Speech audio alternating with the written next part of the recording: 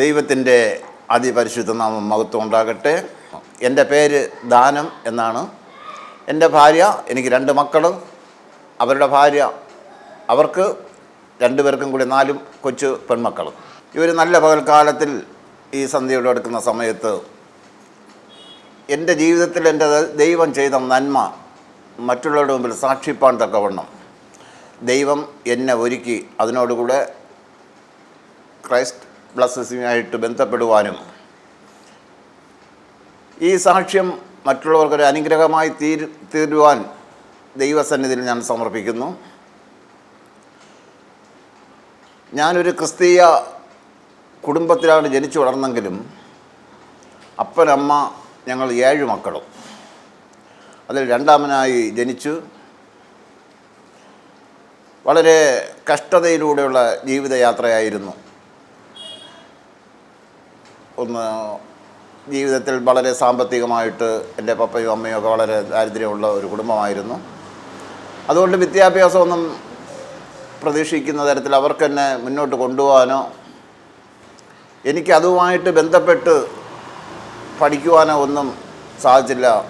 എങ്ങനെയെങ്കിലും ഒരു നേരത്തെ ഭക്ഷണം കഴിക്കുക, വയറ് നിറച്ച ഭക്ഷണം കഴിക്കുക എന്നുള്ളതാണ് എൻ്റെ ലക്ഷ്യം. അങ്ങനെ ഒരുവിധം 10ാം ക്ലാസ് വരെ പോയി. അത് കഴിഞ്ഞിട്ട് എൻ്റെ 15ാമത്തെ വയസ്സിൽ തന്നെ കൂലി വേലയ്ക്കായിട്ട് ഇറങ്ങിത്തിരിച്ചു. അതെൻ്റെ പപ്പയ്ക്കും അമ്മയ്ക്കും ഒക്കെ ഒരു അനുഗ്രഹവുമായി തീർന്നു. അങ്ങനെ യാത്ര ചെയ്തു വരുമ്പോൾ ഇതിൻ്റെ പിന്നിലൊരു സത്യമുണ്ടായിരുന്നു.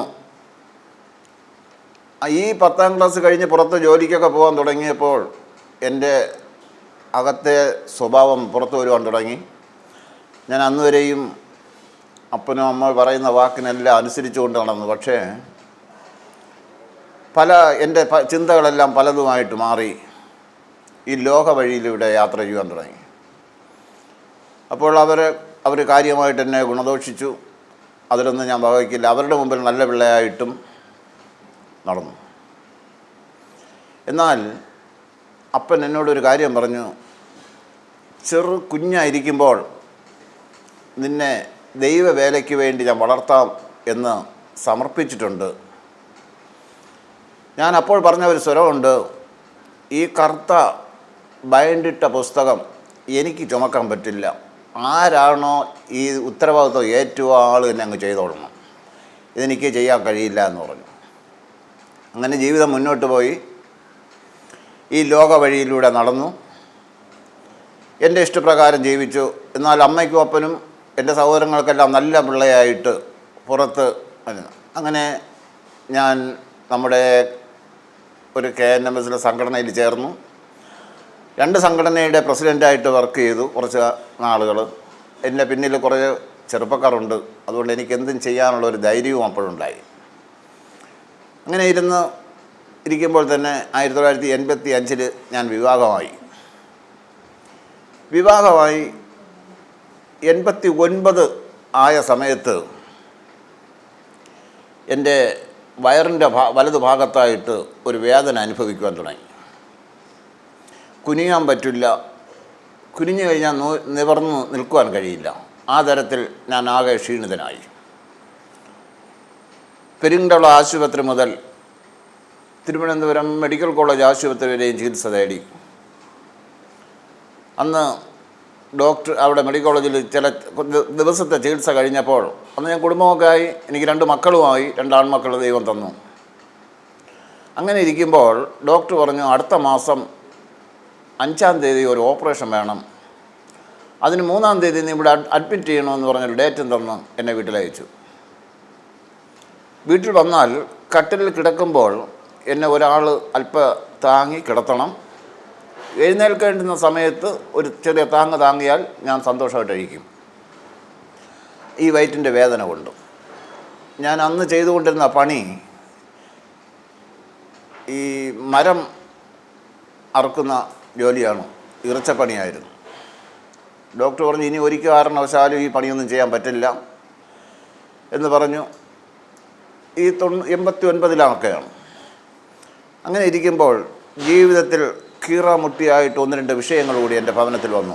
ഞാൻ നേരത്തെ സൂചിപ്പിച്ചല്ലോ, അപ്പനും അമ്മയും ഞങ്ങൾ 7 മക്കളാണ്.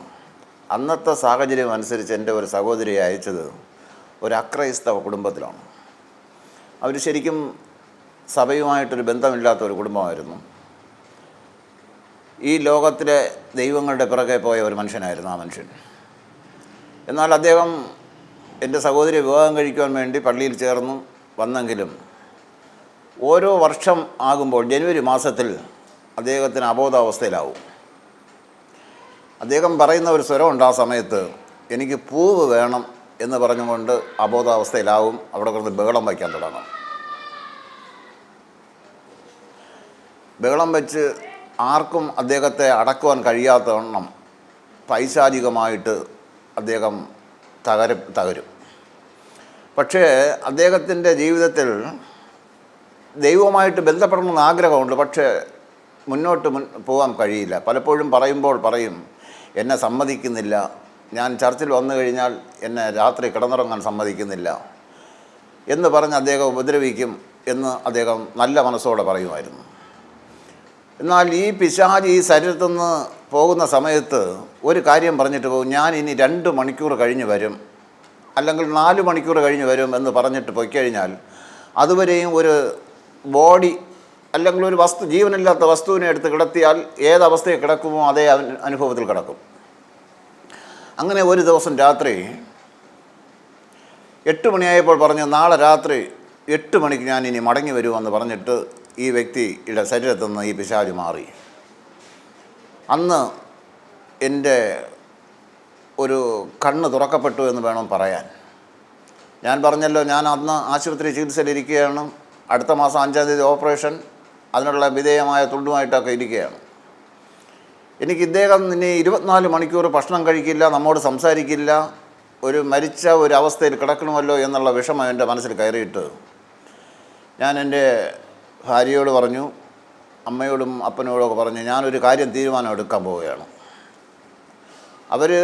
ഞാനും വളരെ ശോചനീയമായ അവസ്ഥയാണെന്ന് പറഞ്ഞാൽ എഴുന്നേറ്റ് നടക്കാൻ കഴിയാത്തൊരവസ്ഥ, വെറും ഉണക്കയായി. വെള്ളം മാത്രം കുടിക്കാനാണ് ഏറ്റവും ഇഷ്ടം, തണുത്ത വെള്ളം. ഞാൻ പലപ്പോഴും എൻ്റെ ഭാര്യയോട് പറയും, നമുക്ക് 2 ആൺമക്കൾ തന്നല്ലോ, ഒരു 10 വയസ്സ് വരെ അവരെ വളർത്തിയാൽ പിന്നെ നിൻ്റെ കാര്യം അവർ നോക്കിക്കൊള്ളും. ഇതേ സന്ദർഭത്തിലാണ് ഞാനൊരു തീരുമാനം എടുക്കുന്നത് പറഞ്ഞു. ഇവരെന്തോ ആകാംക്ഷയോടെ അവർ കേൾക്കുവാനായിട്ട് എൻ്റെ അടുക്കൽ വന്നു.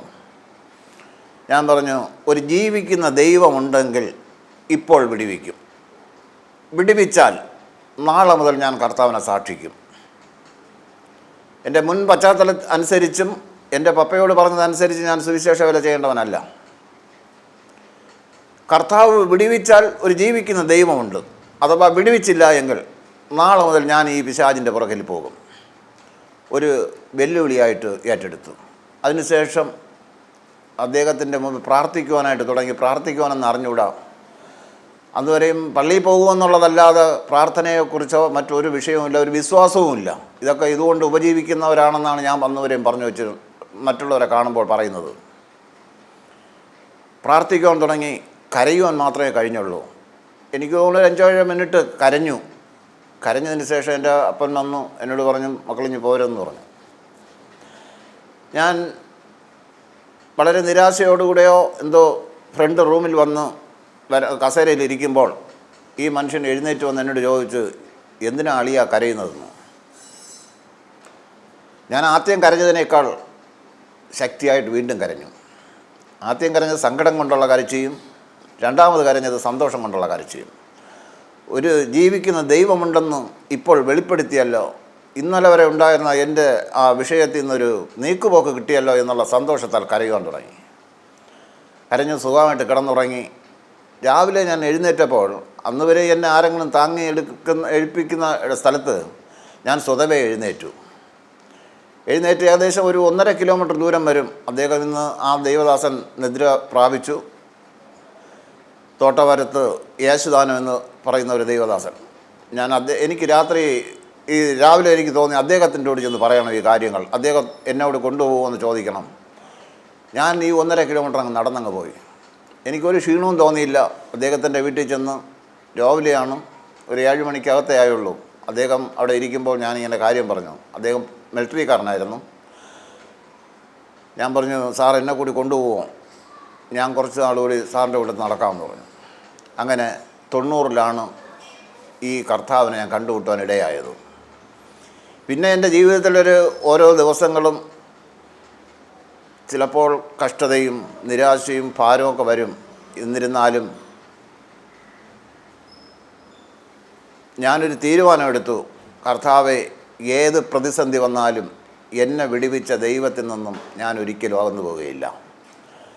പിന്നെ എൻ്റെ കുഞ്ഞുങ്ങളെ ഞാനിങ്ങനെ പ്രാർത്ഥിക്കുമായിരുന്നു. എൻ്റെ മക്കൾ നല്ല മക്കളായിട്ട് വളർന്നെന്നല്ല ഞാൻ പറഞ്ഞു വരുന്നത്. ഇളയ മകനെക്കുറിച്ച് ഞാൻ പലപ്പോഴും പറയാറുണ്ട്, അവൻ നമ്മെ കൈവിട്ടു പോയി, അവൻ കൊള്ളരുതാത്ത കൂട്ടുകെട്ടിലായി. അങ്ങനെ നടന്നപ്പോൾ അവൻ്റെ മുമ്പ് പല കാര്യങ്ങളും പറയുമെങ്കിലും പ്രാർത്ഥനയിൽ അപ്പനോട് പറയും, അപ്പ അങ്ങേ ചുമക്കുന്ന മക്കളായി തീരണം രണ്ടുപേരും. സമർപ്പിക്കപ്പെട്ടു. പിന്നെയാണ് എനിക്ക് മനസ്സിലായത്, ഒരു കാലഘട്ടത്ത് ഹൃദയ നുറുക്കത്തോടുകൂടെ അപ്പൻ എന്നെ സമർപ്പിച്ചല്ലോ. പക്ഷേ ഞാൻ അനുസരിക്കാതെ വന്നതുകൊണ്ട് ഇന്നത്തെ നാടൻ ഭാഷയിൽ പറഞ്ഞാൽ അടിയും കൊണ്ട് പുളിയും കുടിച്ച് കരവും തീർത്തു എന്ന് പറഞ്ഞതുപോലെ ഈ കഷ്ടതയിലൂടെ കർത്താവിനെ കണ്ടുമുട്ടാനിടയായി. എൻ്റെ കുഞ്ഞുങ്ങളെ ദൈവമേ അപ്പൻ്റെ വേല ചെയ്യുവാനായിട്ട് അധികാരപ്പെടുത്തണേ, അതിനായിട്ട് അഭിഷേകം ചെയ്യണേ. ഒരു പേരോ പ്രശസ്തിക്കായിട്ടല്ല, അനേകരെ ക്രിസ്തുവിലേക്ക് കൂട്ടിച്ചേർക്കുന്ന ഒരു ആയുധങ്ങളാക്കി ഉപയോഗിക്കണേ എന്നുള്ള പ്രാർത്ഥന എപ്പോഴും എൻ്റെ മനസ്സിലിങ്ങനെ ഉണ്ടാകാൻ തുടങ്ങി. അങ്ങനെ 91, 92 ആയി. 95-ലായപ്പോൾ സഭാ ശുശ്രൂഷയിൽ CSI സഭയുമായിട്ട് ബന്ധപ്പെട്ട്, ഞാനന്ന് CSI സഭയിൽ പോയിക്കൊണ്ടിരിക്കുകയാണ്. ബന്ധപ്പെട്ട് ചില നാളുകൾ കഴിഞ്ഞു. പക്ഷേ എനിക്ക് അവരുമായിട്ട് പൊരുത്തപ്പെട്ട് മുന്നോട്ട് പോകാൻ കഴിയാത്ത ഒരു സാഹചര്യങ്ങൾ വന്നു. പല കാര്യങ്ങളുമുണ്ട്, അതൊന്നും ഞാനിവിടെ പറയുന്നില്ല. അതിന് ഞാൻ വിട്ടു മാറിയപ്പോൾ എന്നോട് വേണ്ടപ്പെട്ടവരൊക്കെ പറഞ്ഞു, നിനക്ക് വേണ്ട എങ്കിൽ നിൻ്റെ മക്കളെയെങ്കിലും ഈ സഭയിൽ ചാർജ് തരാം, പൊയ്ക്കളയരുതെന്ന് പറഞ്ഞു. എന്തായാലും ഞങ്ങൾ എന്നിട്ട് ആന്ധ്രയിൽ, അതിന് മുമ്പ് ഞാൻ പോയിട്ടുണ്ട്. ഞാനും എൻ്റെ ഭാര്യയായിട്ട് ആന്ധ്രയിൽ പോയി. ആന്ധ്രയിൽ പോയപ്പോൾ അവൾ പറഞ്ഞു, എനിക്ക് സ്നാനപ്പെടണം. അതിന് മുമ്പേ ഈ സമയത്ത് തന്നെ ഞാൻ സ്നാനപ്പെട്ട് കഴിഞ്ഞു. ഞാൻ രഹസ്യമായിട്ട് കൊണ്ട് കിടക്കുകയാണ്. ഞാൻ ജലത്തിൽ സ്നാനപ്പെട്ടു. വീട്ടിൽ പോലും പറയാതെ അവൾക്ക് മാത്രമേ അറിയാവൂ ഞാൻ സ്നാനപ്പെട്ട കാര്യം. എൻ്റെ ഒരു അളിയനും അറിയാം. അങ്ങനെ ഇരിക്കുമ്പോൾ എൻ്റെ ഇളയ മകനും സ്നാനപ്പെട്ടു വെള്ളത്തിൽ. 95 മുതൽ CSI സഭയിൽ വർക്ക് ചെയ്തുകൊണ്ടിരുന്നു. ഒരു പ്രത്യേക സന്ദർഭത്തിൽ ഞാൻ CSI സഭാ ചാർജ് വേണ്ട എന്ന് പറഞ്ഞിറങ്ങുകയും ഞങ്ങൾ ആന്ധ്രയിൽ പോയി. ആന്ധ്രയിൽ വെച്ച് അവൾ സ്നാനപ്പെട്ടു എന്ന് മോനോട് സന്തോഷത്തോടെ വിളിച്ചു പറഞ്ഞപ്പോൾ എങ്ങനെയോ സഭയിൽ അറിഞ്ഞിട്ട് ഞങ്ങൾ ശനിയാഴ്ച ആന്ധ്രയിൽ നിന്ന് വീട്ടിൽ വന്നു. ഞായറാഴ്ച പള്ളിയിൽ പോയപ്പോൾ പറഞ്ഞു, ഇനി വെള്ളത്തിൽ സ്നാനപ്പെട്ടവർ അങ്ങനെ തന്നെ വെള്ളത്തിൽ എങ്ങനെ താണു പോകും അതുപോലെ താണു പോകും. ഇനി അവരെ ഈ CSI സഭയിൽ വേണ്ട എന്ന് പറയും. അന്ന് തന്നെ ഗുഡ് ബൈ പറഞ്ഞിറങ്ങി. എന്നാൽ അന്ന് ഞങ്ങൾക്ക് ഭാര്യയ്ക്ക് കുറേ ഉത്തരവാദിത്തങ്ങളുണ്ടായിരുന്നു. ആ ഉത്തരവാദിത്തങ്ങളെല്ലാം ആഴ്ചയിൽ തന്നെ മാറ്റിവെച്ചു. അതിനെല്ലാം ചെന്ന് ഒതുക്കി തീർത്തിട്ട് അന്ന് ഞങ്ങൾ സഭ വിട്ടു. ഞങ്ങൾ അത് തെറ്റു പറയുകയല്ല ഞാൻ പറയുന്നത്. അവർക്ക് വേണ്ട എന്ന് പറഞ്ഞ സ്ഥലത്ത് ഞങ്ങൾ പിന്നെ നിൽക്കുവാൻ ആഗ്രഹിച്ചില്ല. അതുമുതൽ അപ്പൻ്റെ വേലയുടെ മുഖത്തായി തീരുവാൻ ഇടയായി. എന്നാൽ ഇന്ന് സന്തോഷത്തോടുകൂടെ 2 മക്കളും കർത്താവിൻ്റെ വേലയുടെ മുഖത്തായി തീർന്നതിൽ ഞാൻ സ്വർഗത്തിലെ പിതാവിന് കോടാകോടി സ്തോത്രം ചെയ്യുന്നു. അവർക്ക് 2 പേർക്കും 4 തലമുറകളെ കൊടുത്തു. അതിൽ തലമുറകളും ഇന്ന് ഏറ്റവും കൂടുതൽ പ്രായമെന്ന് പറയുന്നത് 13 വയസ്സും ഏറ്റവും കുറഞ്ഞതൊരു 7 വയസ്സുമാണ്. ഇതിനിടയ്ക്കുള്ള കുഞ്ഞുങ്ങൾ വർഷിപ്പ് നടത്തുന്നവരുണ്ട്, പ്രസംഗിക്കുന്ന കുഞ്ഞുമുണ്ട്. 4 മക്കളാണ്. വർഷിപ്പ് നടത്തുന്നവരുണ്ട്, പ്രസംഗിക്കുന്നവരുണ്ട്. അവർക്കെല്ലാം ഞങ്ങളുടെ ആഗ്രഹം എപ്പോഴും പ്രാർത്ഥിക്കുമ്പോൾ, കർത്താവെ തലമുറ അങ്ങയെ ചുമക്കണം. ഇതിൽ പരം ഒരു സന്തോഷം ഞാൻ മറ്റൊന്നിലും കണ്ടില്ല. ആ സന്തോഷം മറ്റുള്ളവരിലും പകരണം എന്നുള്ള ആഗ്രഹം കൊണ്ടാണ് ആ തീരുമാനമെടുത്തത്.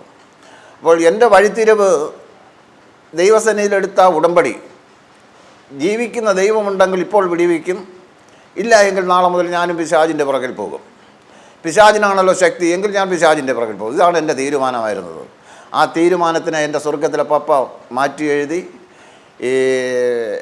എൻ്റെ ഭാര്യ ബലഹീനത സമയം വന്നെങ്കിലും ആ സമയത്ത് ഞങ്ങൾ വടക്കേ ഇന്ത്യയിലൊക്കെ പോകാൻ തക്കവണ്ണം ദൈവം കൃപ നൽകി. വരുന്ന നാളുകളിലും എൻ്റെ ആഗ്രഹം കൂടുതൽ സമയവും വടക്കേ ഇന്ത്യയിലൊക്കെ പോകണം.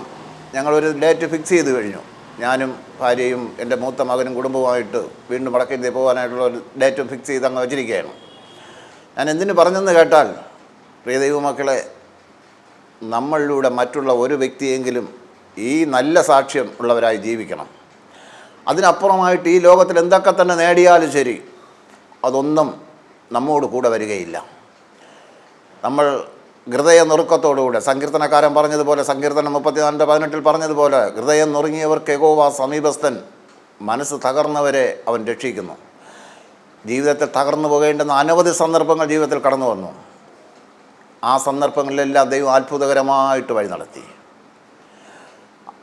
വചനം പറഞ്ഞതുപോലെ അവനെ രുചിച്ചറിയുവാൻ തക്കവണ്ണം ഇടയായി. 34:7 പറയുന്നത് അവനെ രുചിച്ചറിയണം. ഇത് അനുഭവത്തിൽ ഒരു പപ്പ നമുക്കെങ്ങനെ ആശ്വാസം തരുന്നത് പോലെ കർത്താവിലൂടെയുള്ള സമാധാനവും സന്തോഷവും അനുഭവിപ്പാൻ തക്കവണ്ണം ഇടയായി. ജീവിതത്തിൻ്റെ ശേഷിപ്പ് നാളും കർത്താവിൽ ആശ്രയിച്ചുകൊണ്ട് ഞാനും എൻ്റെ ഭാര്യയും അല്ലെങ്കിൽ എൻ്റെ 2 മക്കളും എന്നുള്ളതല്ല, ദേശത്തുനിന്ന് ഒരു കൂട്ടം ജനം കർത്താവിനെ ഉയർത്തുന്ന മക്കളായി തീരുവാൻ പരിശുദ്ധ ദൈവം അതിനെ സഹായിക്കട്ടെ.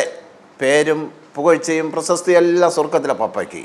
നിങ്ങളുടെ ഏവരുടെയും പ്രാർത്ഥന ആവശ്യപ്പെട്ടുകൊണ്ട് ഈ സാക്ഷ്യത്തിൽ നിന്ന് വിരാമം കുറിക്കുന്നു. ദൈവം നമ്മെ ഏവരെയും സമൃദ്ധിയായിട്ട് അനുഗ്രഹിക്കുമാറാകട്ടെ. ആമേൻ.